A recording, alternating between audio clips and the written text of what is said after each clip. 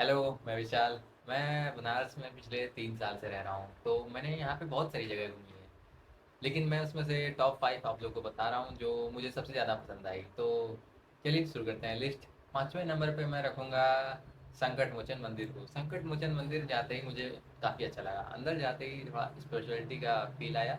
और अगर आप हनुमान भक्त हैं तो वहाँ जाना ज़रूर कंसिडर करिए, क्योंकि काफ़ी अच्छा है। उसके बाद चौथे नंबर पे रखेंगे हम, क्योंकि मेरी लिस्ट है, 80 घाट। 80 घाट काफ़ी अच्छा लगा।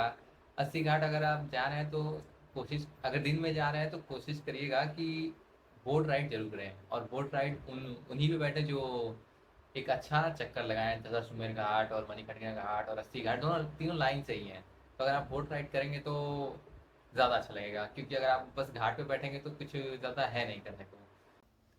और बोट राइड करते वक्त जो घाट हैं वो तो दिखेंगे ही, लेकिन जो पीछे मंदिर हैं या फिर जो बिल्डिंग्स हैं उनके साथ लगे हुए, वो एक अच्छा काफ़ी एस्थेटिक लुक देते हैं। तो बोट राइड को पूरा वो वर्थ बना देते हैं। और आप ध्यान रखिएगा कि जब आप बोट पे बैठें तो अच्छा स्विमिंग बैग और उनके प्रोटेक्टिव गियर्स आपको पहना दें, क्योंकि कई बार वो लोग ऐसे ही बैठा लेते हैं बिना किसी सेफ्टी हैंडल्स के साथ। तो यह ध्यान रखिएगा कि वो स्विमिंग जैकेट्स और सेफ्टी जैकेट्स आपको जरूर पहना है।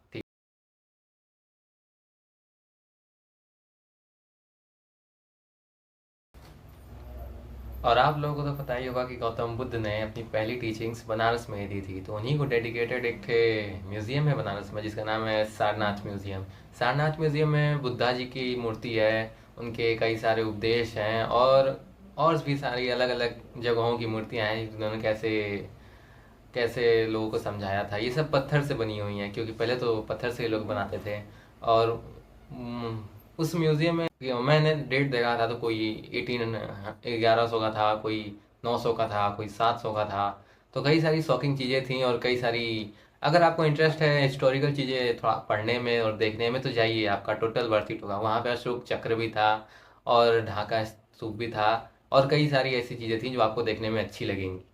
और जिन लोगों को भी अगर सारनाथ म्यूजियम में मज़ा आएगा, उनको मैं बता दूं कि बनारस में दो ठे और अंडररेटेड म्यूजियम हैं जो कि काफ़ी अच्छे हैं। जैसे कि एक बनारस में भारत कला भवन है, वो उसमें तो काफ़ी अच्छा था। जैसे कि अंदर जाते ही पहले आप देखेंगे कि एक बड़ी सी हॉल होगी जिसमें कि पेंटिंग्स रखी हुई हैं, एक्चुअल कलर से की गई पेंटिंग्स। कोई 1700 में की गई थी, कोई 1600 में की गई है, कोई 500 में की गई है। तो पुरानी पुरानी पेंटिंग्स भगवानों की और जो हिस्टोरिकल पेंटिंग्स हैं वो अभी भी प्रिजर्व करके रखी गई हैं। तो देखने में काफ़ी अच्छा था, क्योंकि एक हिस्टोरिक चेंज दिख रहा था पेंटिंग्स के स्टाइल में। पहले 1600 में एक अलग सेक्शन था, तब पेंटिंग स्टाइल एक जैसा था, लेकिन थोड़ा 1800 के हिसाब से अलग था जो। और 500 तो ईस्वी वाले तो और भी अलग थे। उसको देखने के बाद आप जैसे ही थोड़ा सा आगे जाएंगे, भरत कला भवन में ही कितने लगभग 10 चैम्बर थे। और एक चैम्बर तो ऐसा था जिसमें कई सारी मूर्तियां थीं। जैसे कि आपने देखा ही होगा कि आपने ये तो देखा ही होगा इसको, ये भी था, मुझे नाम भी नहीं पता। और ये भी देखा होगा आप लोग। हाँ, जब मैं उसको देख रहा था तो आप लोग समझ में आ रहा था कि अरे मैंने इसको कहीं देखा है, लेकिन मुझे एक्चुअली नाम नहीं याद आ रहे थे। और ये क्लास 7th की हिस्ट्री की बुक का फ्रंट पेज एनसीईआरटी का ये भी था। तो जब ये आप लोग फोटोज में देखते हैं तो लगता है कि अरे छोटी छोटी पेंटिंग, लेकिन वहाँ पे 1 1 फुट की थी। एक्चुअली में ये सब बड़ी बड़ी पेंटिंग्स हैं, फोटो में देखने में छोटी लगती हैं। तो और दूसरे जगह पे मैंने रखा है रामनगर फोर्ट को। ये इस पूरी लिस्ट की सबसे अंडररेटेड जगह है। जब मैंने इसको विजिट किया तो इसने मुझे सरप्राइज ही कर दिया। जैसे कि इसने ये 18th सेंचुरी में बना था। ये बेसिकली किला है जहाँ पे राजा लोग रहा करते थे। और ये 18th सेंचुरी में बना था राजा अनंत नारायण सिंह द्वारा। यहाँ पे फ़ोन अलाउड ही नहीं है, लेकिन यहाँ पे लिटरली राजा लोगों के कपड़े, बंदूकें, तलवारें, हथियारें और उनके यहाँ तक कि उनके रथ भी रखे हुए हैं। तो ओवरऑल ये काफ़ी अच्छा एक्सपीरियंस मेरे लिए मुझे तो काफ़ी अच्छा लगा। और आपको ऐसा देख के ऐसा फील होगा कि अरे मैं तो समय में वापस ही चला गया हूँ।